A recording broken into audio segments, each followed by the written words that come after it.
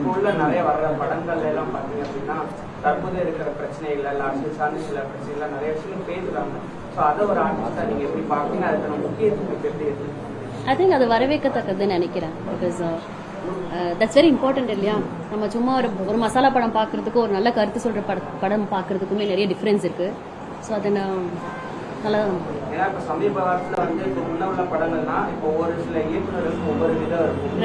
இவங்களுக்கு சமுத்திரம் படம் ஒரு மெசேஜ் இருக்கும். அந்த மாதிரி சோசியல் மெசேஜை தாண்டி இப்போ உள்ள பிரச்சனைகள் வந்து மக்கள்கிட்ட இந்த விஷயங்களை கொண்டு சேர்க்கணும்னு ஒரு அரசியலாக இருக்கட்டும் சம்திங் அந்த ரிலேட்டடாக கொண்டு போகிற படங்கள் நிறைய படங்கள் அரசியல் பேசும். அது மாதிரி நானும் ஒரு படம் பண்ண சந்தோஷமா இருப்பேன்னு நினைக்கிறேன். ஆக்சுவலி ஒரு படம் பண்ணியிருக்கேன், அது ரிலீஸ்க்கு வெயிட்ல இருக்கு.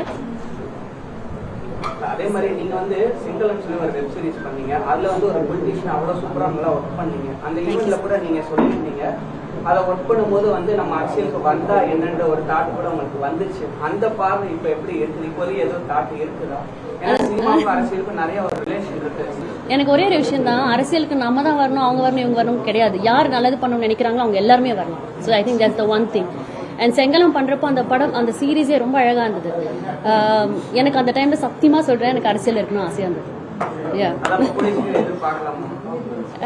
ஐயோ ஏங்க அப்படி கூடிய சீக்கிரமா தெரியாது. பட் டெஃபினெட்லி எனக்கு அந்த ஆசை அந்த சீரீஸ் பண்றப்ப இருந்தது, இப்பவும் இருக்கு, இல்லைன்னு சொல்ல முடியும்.